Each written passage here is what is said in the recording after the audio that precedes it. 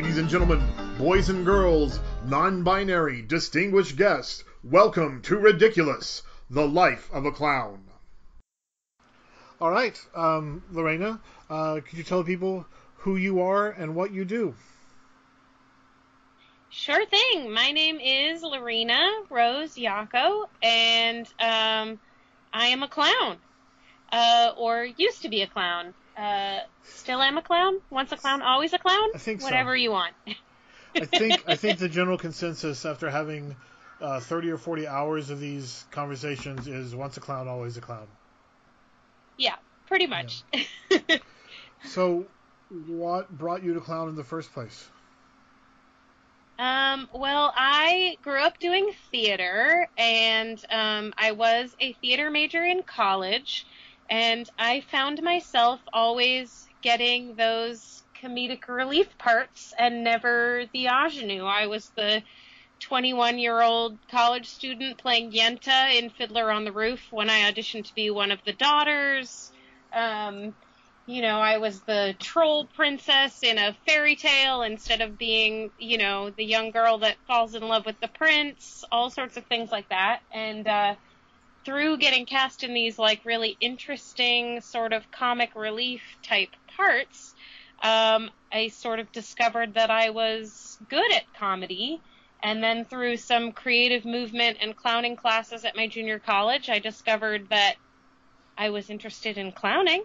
And so from there, I ended up at the San Francisco Clown Conservatory in the fall of 2007. And the rest is history, I guess. So what was the path that took you to the Clown Conservatory specifically? How did you end up at the Clown Conservatory? So I really wanted to get out of my hometown and do something different. I didn't really have the financial means to transfer to a 4-year university at that point. So, and I was, at that point, I was ready to just kind of get on my feet in the professional world. I didn't want to do years and years more school. And so I was looking into my options. I discovered the Del Arte School up in Arcata, as well, or I guess more specifically in Blue Lake, and the Clown Conservatory, and I auditioned for both, got accepted to both, and for me, Clown Conservatory felt like it would be a better fit. Interesting. So that's where I went. Why Clown Conservatory over Comedia? Over Del Arte. Sure. To be honest, it was a financial decision for me. The Clown Conservatory was 3 days a week with a lot of independent outside work and rehearsals with clown partners and stuff, but only 3 days a week. So I could still work part-time while I was in school. And since I was more or less doing it on my own, I had to keep working while I went to school, and Del Arte was a 6-day-a-week program. So it just felt really unattainable to find the funding to take a whole year off of work and really commit to school full-time.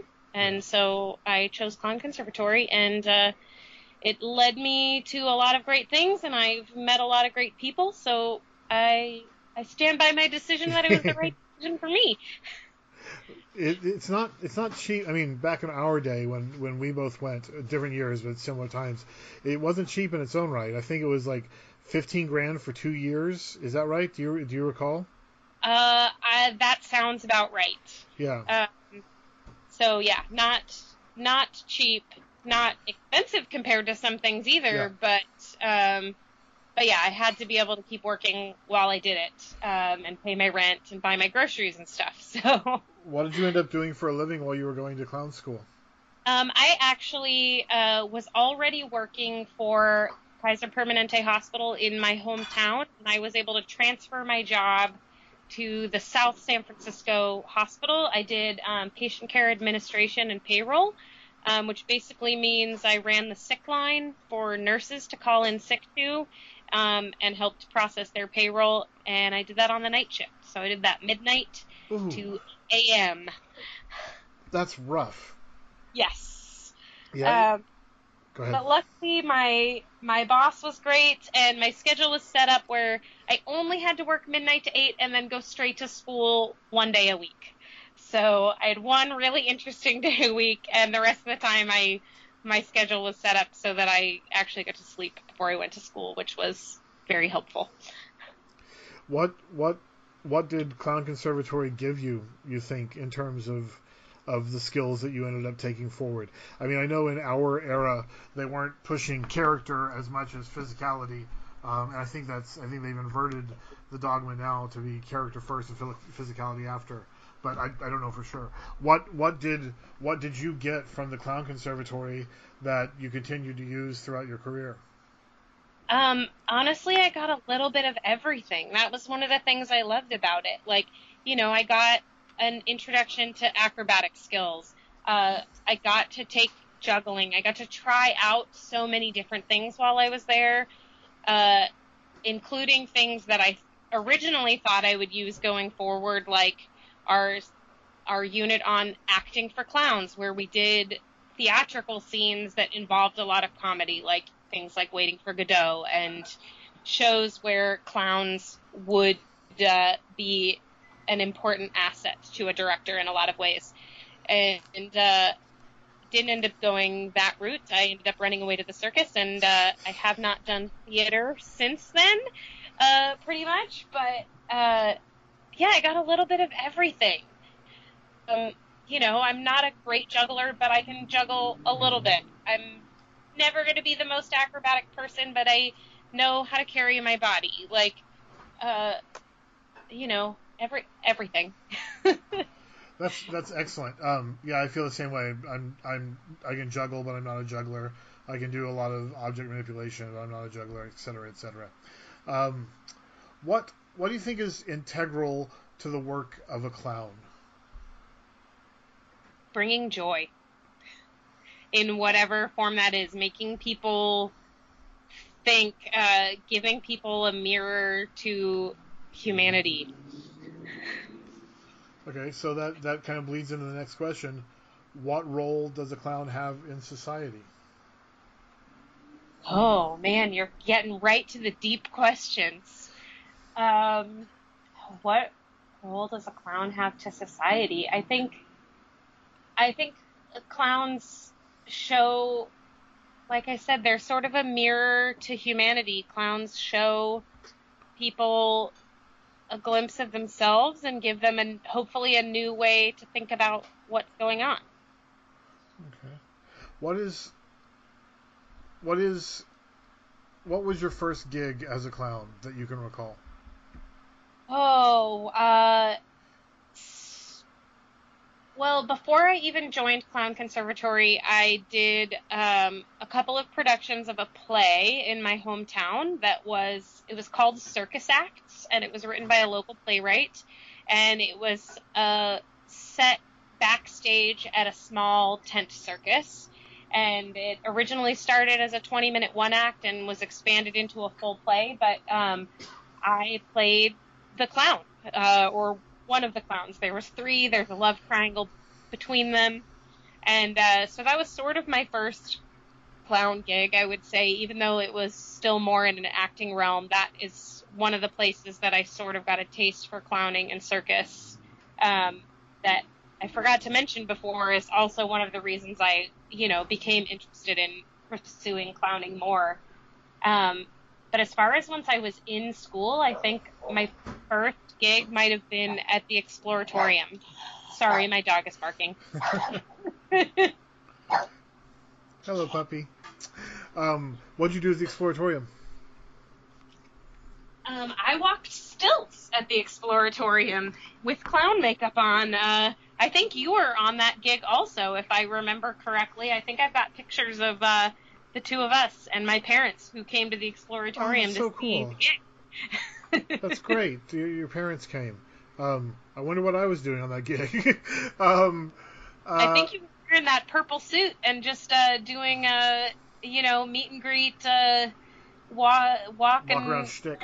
yeah, walk around clowning. Cool. Um, so here's an unusual one. Your weirdest gig. What is the weirdest gig that you've ever had, and what made it so? Oh, weirdest gig I've ever had. Oh man. Um, I did a Christmas circus for the Russian mafia. That's okay. Can you elaborate?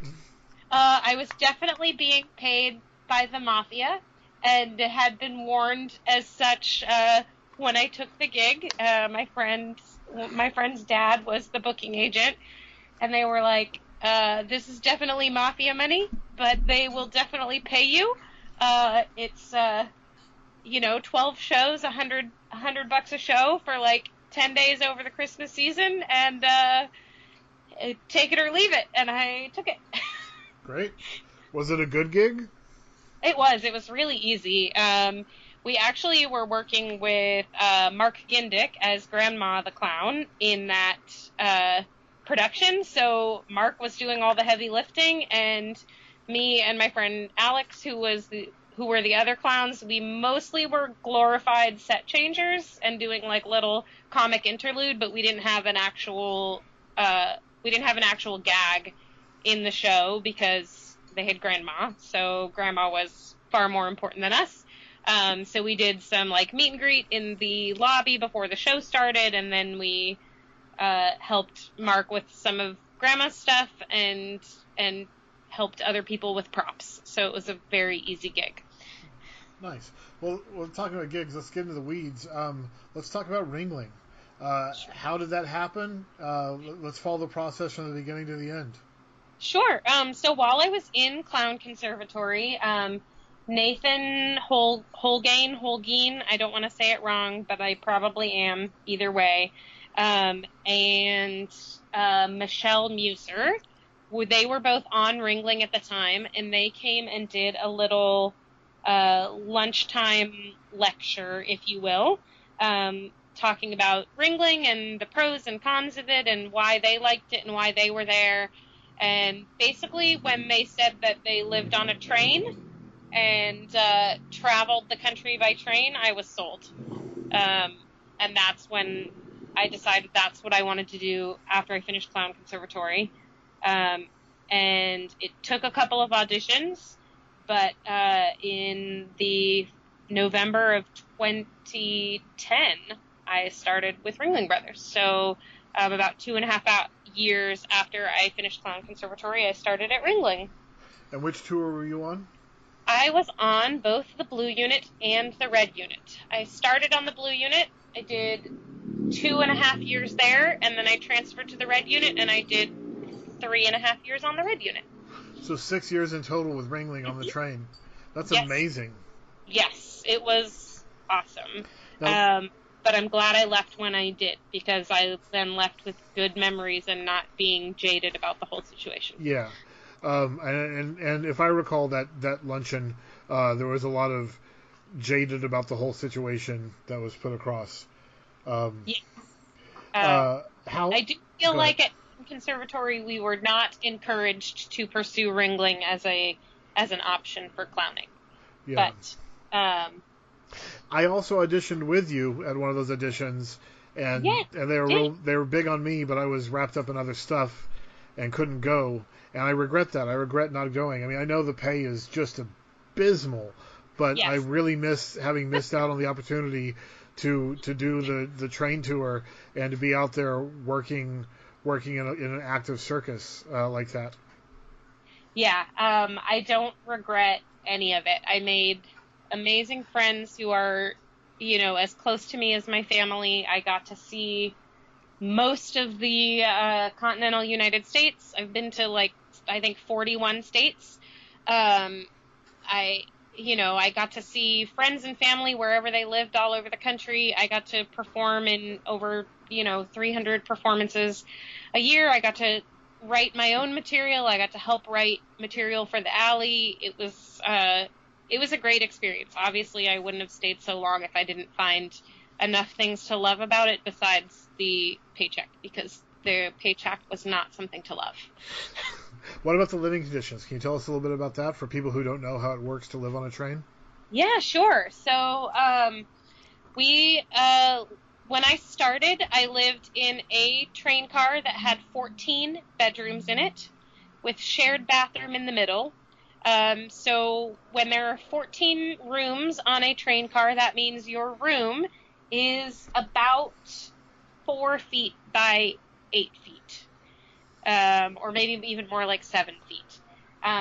So I had a little tiny bed that was narrower than a single bed, had storage space, like a lift-up trunk storage space in the bed, had shelves mounted above the bed, a very tiny closet, a little corner sink, a little mini fridge, and that was about it. When I left the circus, I had a bigger room, about the biggest size a clown can usually expect to have on the show. I was in a car with 8 rooms on the train, still with a shared bathroom in the middle, but my room was about 8 by 7 feet then. So that felt like a mansion after where I started. And now any apartment feels like a castle. Nice. So what about downtime? What did you do during all those long trips from city to city? I watched a lot of TV, or, well, not live TV, because we then didn't have Wi-Fi or internet often when the train was traveling, but I would stockpile digital media at Starbucks in cities during the week, or if the arena we were working in had free Wi-Fi backstage, I would, stockpile the downloading of digital media so that I'd have things to do. I crocheted a lot. I had a group of friends that we were the tea time crew. We would get together on the train run at 4 o'clock every Monday, and we would watch Downton Abbey and drink tea and, eat scones or crumpets or whatever snacks we'd managed to pull together and hang out. A lot of late night parties, tromping up and down the hallways of the train.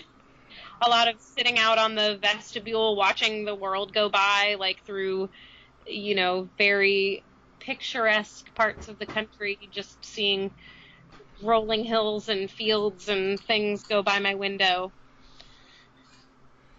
That's beautiful. What about relationships? Did you, intimate relationships, romantic relationships, did you manage to cultivate any when you were on the road, or was that just not an option? I did not. There are not a lot of queer women in the circus.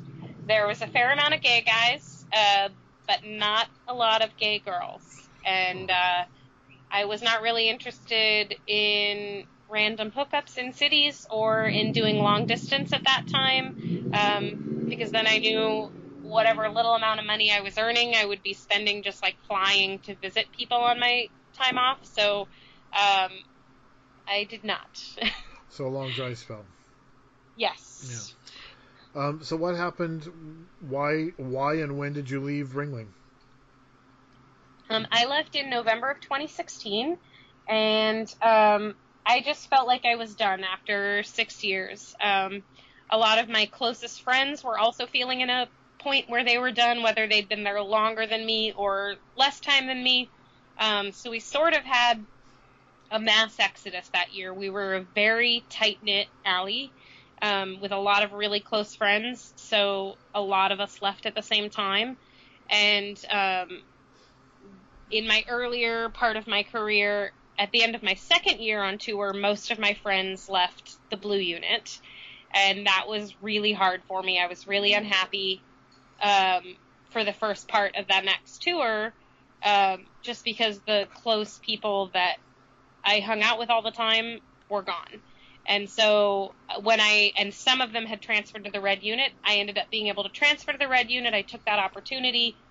That helped me love the show for a lot longer, but basically a lot of us decided to leave at the same time for various reasons, but we were all close, so if the other people were not going to be there anymore, I didn't want to be there anymore. I was ready for new adventures. So what came next? What followed Ringling? I ended up going immediately to Kinoshita Circus in Japan from Ringling Brothers. I had 6 days off between when I left Ringling and when I flew to Japan. So that opportunity arose. A friend of mine who was also a former Ringling clown and from the Bay Area was working in Japan. She was pregnant, and you can't really have a pregnant clown. It's not really funny or safe. So she was looking for someone to work for her maternity leave and for the first bit of her journey as a mom, and so I ended up flying home from Ringling Brothers with all of my stuff, throwing most of it into storage, repacking, sewing my own costume, making my own wig, because when I was on Ringling, my costume was provided for me, and when I went to Japan, I had to make my own. So threw together all of my shit and jumped on a plane to Japan, and then spent almost 2 years there. Nice. How was Japan? How was that gig? Oh, it was amazing. That particular circus, Kinoshita Circus, is the oldest circus in Japan. So they're sort of like the Ringling Brothers of Japan. It is a one-ring show, Nice. and they have typically just 2 clowns. They always hire former Ringling clowns, and so I dove in there. I got to travel all over Japan. We'd be in a city for like 2 to 3 months at a time instead of like 1 to 2 weeks at a time like in the US. So you really got to feel like you kind of got to know your city a little bit while you were there, and like, you know, you find your favorite coffee shops and restaurants that you go to on your day off, and you go to museums and, you know, go to social activities because you were actually in a city for a few months. So you got to kind of get to know it a little bit. I had 3 different questions in my head at the same time, and I'm trying to decide which one. Did you pick up any Japanese? Very little, and I have forgotten it all in the year and a half or so since I left. The thing about Japan is most people there speak English, especially the younger generation, and they are all very eager to practice it. Nice. So it's actually a really easy country to get around without knowing the language. And I had a lot of other stuff on my plate while I was there, so I didn't end up really learning very much like I initially thought I would when I got there. So rolling backwards to train logistics. Now, my understanding is this you don't have to confirm what you got paid, but my understanding is that most people were making about $1,000 to $1,300 a month, and you're paying rent on the train at the same time. Is that right? A sort of, yes, but it was very cheap. So we paid what they called a porter fee, and it was, I can't remember now if it was $7 a week or $14 a week, so like $1 a day or $2 a day. And like the porter fee, quote unquote, covered things like the bathroom being stocked with toilet paper and being kept clean. If your light bulb burns out in your room, you don't have to replace it yourself. You just call and they come replace it. So like basic maintenance. So sort of fair enough, but still nickel and diming you. Yes. Yeah. Yes. And yeah, when I started, I was making $350 a week before tax. I don't mind sharing that. Yeah. I think it's important for clowns to know what they're getting into when they're getting into it, because I think Cirque starts you at around 35 to 50 a year, depending on your role. But Ringling was never one to. And even when they were telling us how bad it was when they were on tour and they were telling us the negative and the positive, I thought $1,000 a month. I've lived on less than that before. You know? Yeah, that's kind of how I felt too. I was like, okay, I'm sort of paying rent. The porter fee is pretty minimal, so let's, I've got my cell phone bill. I was lucky enough that I didn't have any student debt because I worked my way through clown school and I hadn't gone to a 4-year university. So my actual out-of-pocket expenses were pretty minimal. So I was like, is that going to give me enough money to feed myself, go to some museums, go to some movies? Like, yes. Like, I'm not going to get rich doing it, but, but I'm going to pay my basic bills. Hold on 1 second. Okay. Yeah. Came early. I said 7:30. Yeah, but there's a country spot. Oh, thank you. Sorry, my food just showed up early. That's okay. 7:30. And speaking of food, so I don't have to edit that out. They didn't feed you on the train? A little bit. So on a 3-show day, we would be provided with one meal. So on the circus train, we had an entire restaurant car, and that was called Pie Car. And then at the arena every week, there was something called Pie Car Junior, which was basically a food truck, but it was owned and operated by Ringling, and it was only for staff of the show. Not even like for, sometimes arena staff would take advantage of it as well, but it was always like with the understanding that if like a performer comes up and needs their order filled, like you have to step back, like this is for the show staff. So it was not free, but it was really cheap. Like definitely cheaper than going to a restaurant in a city, but and on a 3-show day you would get one meal provided. And depending on which show I was on and what time during that time was, different chefs at different times. Sometimes the rules were like, this is what the meal is, take it or leave it. If you don't want it, you don't get your free meal. And when I was in that situation, they were not great about providing a vegetarian option either. And I was vegetarian at the time. So that wasn't really great. But then at other times on the show, it would be like, oh, if you don't want what we made, kind of like buffet catering style, you can have anything else you want up to the value, the quote-unquote value of the meal, which I think was like around $7. So if you didn't want what they'd made, you could order like a quesadilla and a PB&J and get like an apple and a soda or whatever. Nice. So you could, so I liked it more when it was that way, because they often did not have a vegetarian option made in mass. But, so they didn't feed us for free, but it was cheap. And, good in a pinch if you didn't want to go to Walmart at midnight and, didn't want to spend a lot of money eating out in a city. But I tended to like to eat out in the city because I wanted to take advantage of traveling and see the cities I was in and try out the local restaurants and bars and all that stuff. So as much as I could, I tried to take advantage of the local opportunities instead of Pie Car. But it was always good in a pinch. Now, it wasn't just clowns and performers on the train. You had lots of carnies too. I don't think you guys called them carnies, but no, we did not. Yeah, what do they call the rest of the crew? Just crew? Just the crew. Or kind of floor crew, ring crew, but generally just the crew. But yeah, we traveled with close to 300 people, most of them living on the train. Some people traveled by truck and trailer. Most of those were either people that had a family, so they had more space traveling with their own trailer, or the people who worked with the animals so that they could be on site their animals 24/7. So, but most people living on the train. And the crew living on the train, that was 2 of them to one of those tiny little rooms, right? Not while I was there. Okay. Back in the day, yes. Or actually, that's not entirely true. Some of the concessions people were 2 to a room. Were low seniority concession people who often didn't last very long, maybe jumped on the road for a few cities, to get out of the situation they're in or whatever.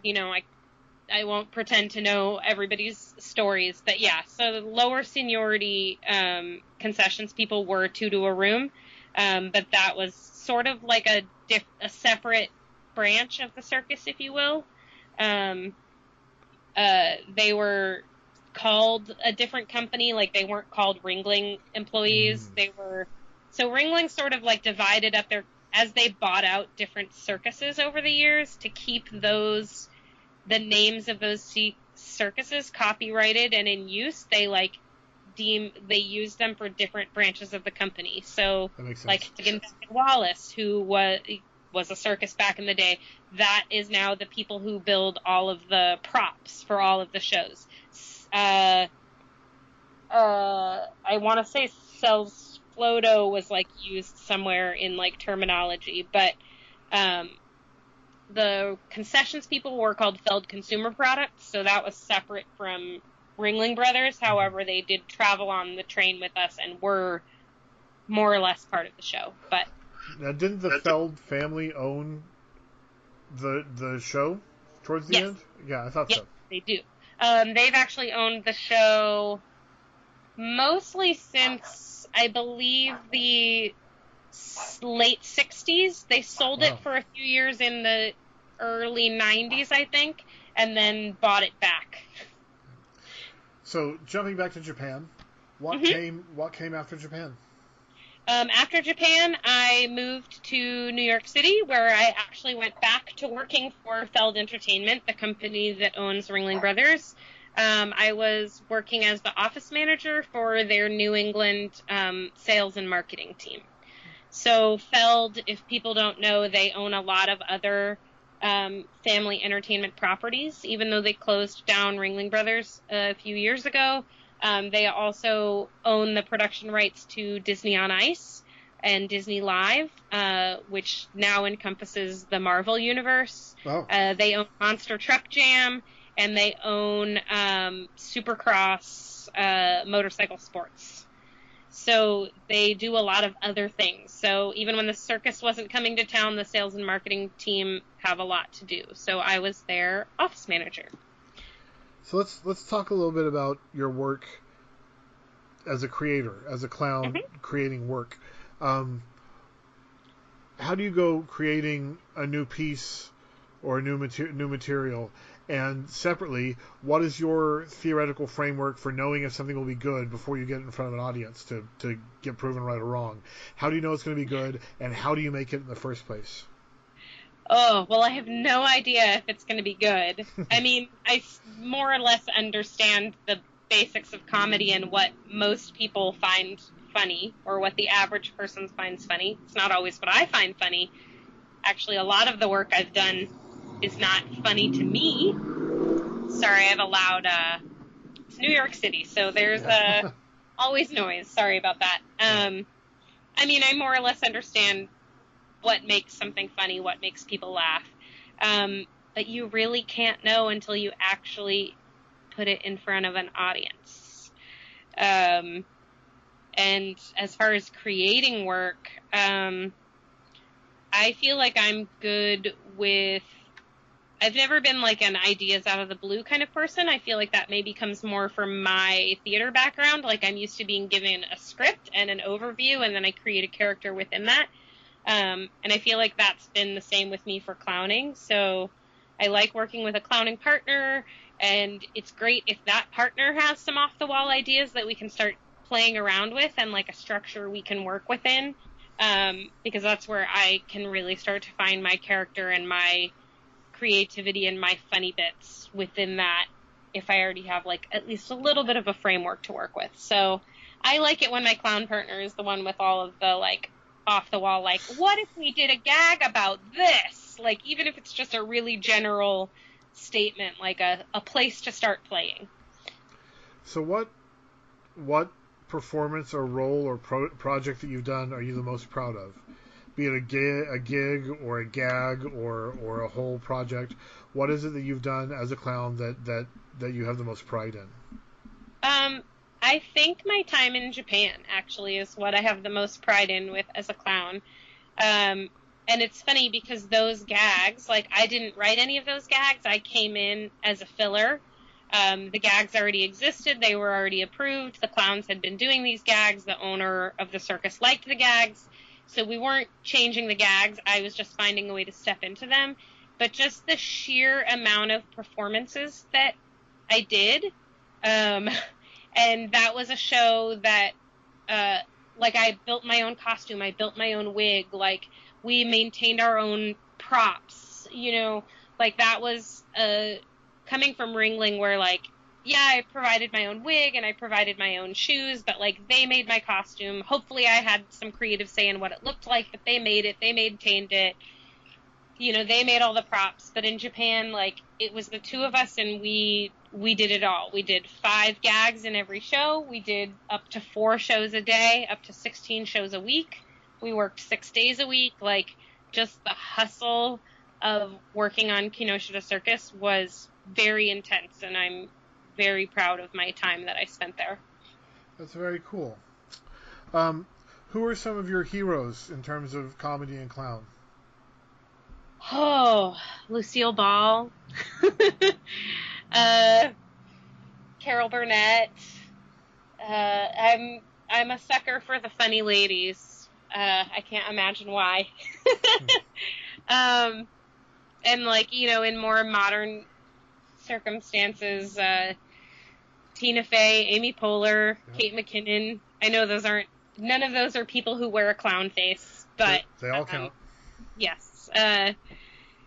And in the clowning world, I mean, I never saw Peggy Ford actually perform as a clown, but I know, you know, she was on Ringling, and she was my mentor when I was at Clown Conservatory, and I really had a lot of respect for her guidance and her stories and her help in my career. Have you read any of Jeff's new book, Jeff Raz's new book, Love, Death, and Circus? I'm not caught up on it, but yes. Oh, it's so good, and it talks so much about Peggy and Paoli and people from that era of the Clown Conservatory and their lives before that. So I definitely recommend it to everyone out there. Yes.